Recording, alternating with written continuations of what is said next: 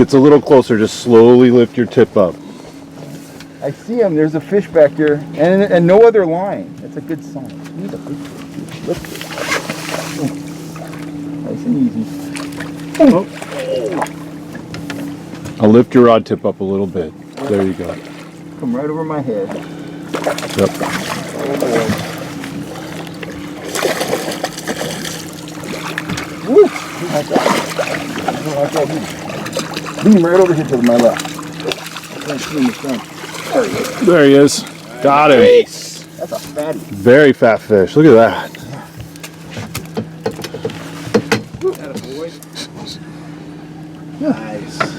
Look at that guy. That's a beautiful trout. On the worm. Trout rods, salmon rods, striper rods, halibut rods, downrigger rods, lead core rods, spinning rods, and more. If you want a high quality, high performance rod that won't let you down out on the water, go to fishhuntshoot.com and check out our selection of high quality, high performance fishing rods. Howdy guys, Cal Kellogg here. When the trout bite is tough, when you're out trolling and you just can't get them to go on spoons or plugs or flies or even grubs, the one bait you can almost always count on to produce a few strikes is the dirty old worm, or more specifically, a dirty old night crawler. And this is doubly important for me. I'm working as a fishing guide now. I've got to put my clients on fish. The weather's been variable, the barometer's been all over the map, the temperature's been dropping, you know, sometimes as much as 3 degrees overnight, and that puts the fish in a funk, and I've had to resort to the dirty old worm to get those hits, and some of those strikes have come from very large fish. Last week, for example, I'll put the video up right here, we got a 7-pounder on a threaded worm when the bite was really, really slow. We got that fish, you know, mid-morning. Everything was kind of shut down. They weren't chasing, they weren't hitting spoons, but I got the worms in the water. I was able to produce several fish, including that beautiful 7-pounder. So, you know, everybody's pretty familiar with threading a worm and trolling it behind, say, a set of traditional flashers or cowbells or whatever. But I wanted to share with you a couple, maybe 3 upper level worm fishing tips that are really going to help you take your worm trolling, you know, to the next level. And again, when the bite's tough, nothing produces trout like a well presented worm. So let me show you my first tip here. Here is one of my lead core rods. You've seen me do this a million times in the kayak, where I'll be trolling a worm and you'll see a fish come up. Let me grab the line here. You'll see a fish come up and start, you know, playing with the worm a little bit. Now, if you just keep trolling, sometimes those fish will end up committing and you'll get them. But if they're really kind of off the bite and they're really not interested, but they're just picking at it a little bit, you've got to do something to make those trout commit. Now, when I'm in the kayak, it's very easy for me to get off the pedals and get on the pedals. And when I'm using the lead core line, it's very little stretch in that line, and I'm able to you know, directly affect the movement of the worm really quickly. Now, in the power boat, you could try to do that with the motor, but it's difficult because that big boat's gliding along and, you know, you're trying to goose the throttle and get off the throttle. It's tough to do. But if you're using a rod that not a downrigger, but if you're using a rod, either a top line or a lead core rod, you could pull the rod out of the holder. You could drop that tip back towards the fish and give the fish a little bit of slack and then surge it forward. And you're feeling what's going on. You could see what the fish is doing. You could feel him. He's biting the worm. When he starts biting the worm and you feel like he's got it pretty good, you surge it forward. And if you feel like you've hooked up, crank that reel and you got him. I caught several fish for my clients this last week doing that very thing. Just getting that rod out of the holder using lead core line. Can't do it out of a downrigger, but you can use that lead core line and feed that fish a little line, make the worm surge forward a little bit, just basically tease them into committing to getting that hook in their mouth. So that's one tip, and that's a really good tip. We were heading in for lunch one day last week, and we had a few fish in the box, but we're heading back across the lake, and ended up getting 2 fish back to back by manipulating the rod just like that, and one of them was about 2 pounds. Nice fish. So that put a couple extra fish in the box and put a smile on my clients' faces for sure. Now let's talk about standard worm rigging, and you've seen me do this a bunch of times on the channel, but I'm going to do it another time right here. Let me figure out where this line's going. Oh, there it is, right there. I already took it off my leader holder. No wonder I couldn't find it. So this is what I troll my worms on. I advise you to do the same thing. This is a slow death hook. It's a mustad slow death hook. You can see that bend in the shank right there. And I have that tied on an 8-pound test fluorocarbon leader using a Palomar knot. With a rig like this, I could troll worms naked. I could troll worms behind flashers. I could troll them behind a turbo flasher, or I could troll them behind a Dodger. But this is how I rig a worm on a hook like this. Has some advantages, but there's also some challenges, and I'm going to show you how to deal with the challenges here in the next tip. But let me show you how to rig a worm on one of these. Pretty simple stuff. Grab yourself a night crawler. Nobody wants to volunteer, imagine that. Here's a night crawler. It's like that. Take your worm, find the head end, that's your pointed end, not the flat end, and I like a worm that's about 2 inches long. In your tackle box, you should have both a worm threader and a standard threader. I'm going to use the worm threader for this. Take your worm, I just break your worm in half, throw that tail end portion away. If you think it's going to be a red hot worm bite, you can keep that in the box, but the head end is definitely the end that you want to be trolling. Take your worm threader, it's just a hollow metal tube on a handle. Take that broken end of the worm and insert that worm threader right about there, and just take that worm right on to that threader. Just stay right in the middle of the body, and you want to bring it out right through the tip of the head, just like that.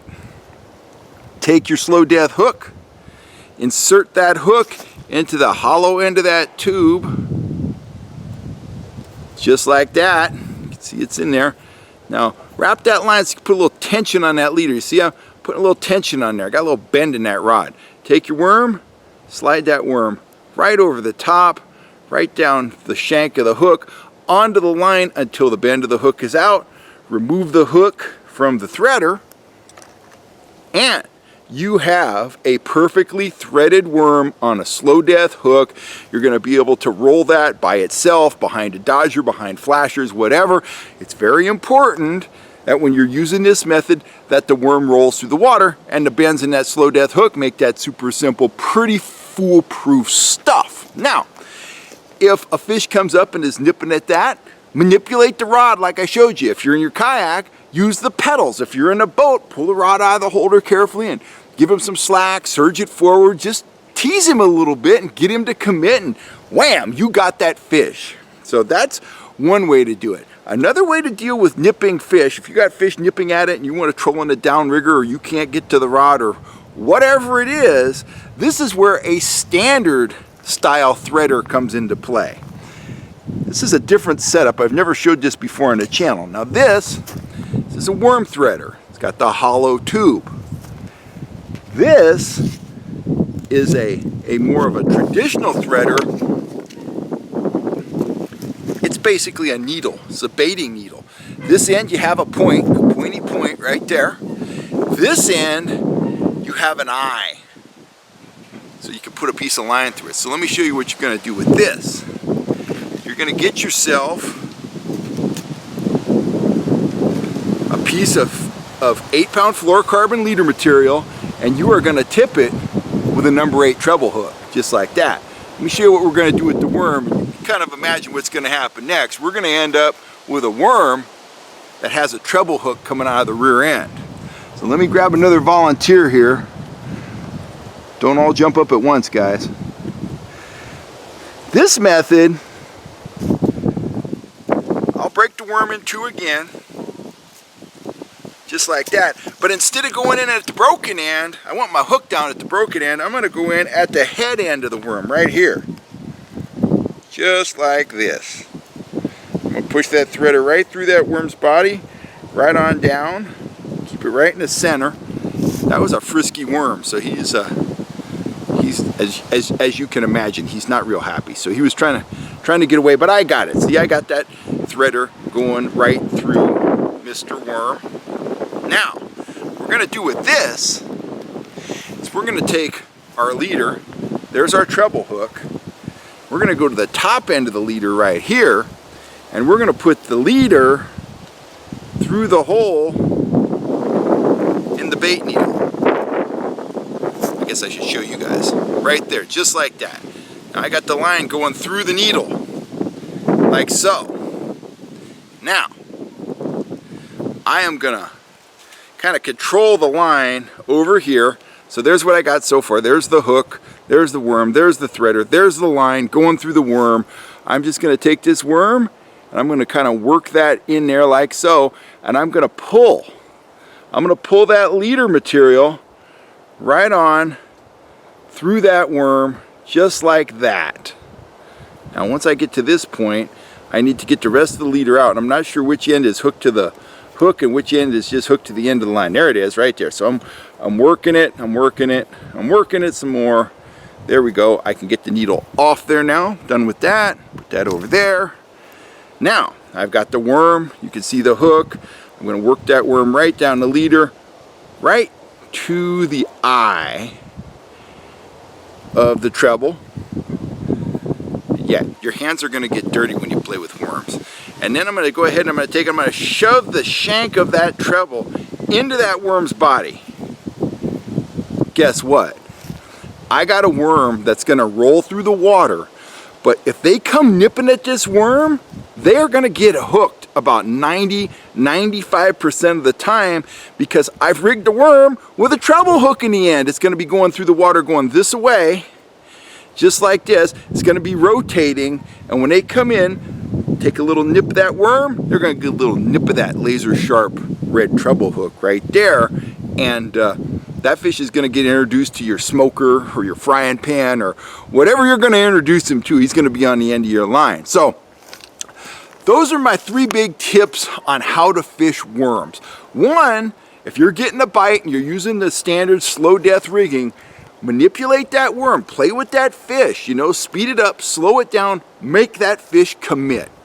Number 2, I showed you how to rig a worm on a slow death hook so it rotates perfectly through the water. You can team it with a dodger, flashers, troll it naked, whatever. Key speeds for worms, 1 to 1.8. You could take them up to 2. You could take them down to, you know, half a mile an hour. You can even drift with a worm on a slow death hook or a treble hook. Just let the wind push you. Very effective approach. Rig them on 8-pound fluorocarbon. That's a good balance between light and heavy. If you use 10 or 12, worm's not going to rotate as well. You don't need to use 4. That's kind of overkill. That's kind of stacking the odds against yourself. And finally, if you think you're going to be fishing out of a downrigger, or you know you're just seeing those fish nipping and you're missing them, consider having a standard bait needle in your boat. You should always have one. Thread that line through the worm and have that worm trailing a number 8 treble hook, and the nipping's gonna be over, the hooking's gonna begin, and you're gonna have a big smile on your face. So when the going gets tough, you're gonna get dirty. Break out those dirty worms and get to work. You won't regret it. I'm Cal Kellogg. I'm signing off. Thanks for all the support you've been giving the channel. And if you're looking for gear, including my trademark lead core rods, which are absolutely deadly. I caught fish this week on them that weighed 8 pounds, 7 pounds, a couple over 24 inches. Just absolutely incredible. Go on over to fishhuntshoot.com and we will hook you up with the gear you need to yell fish on, baby. I'm out of here for now. I will catch you later right here on YouTube. You guys have a wonderful day, and thanks for all the support. I'm Cal Kellogg.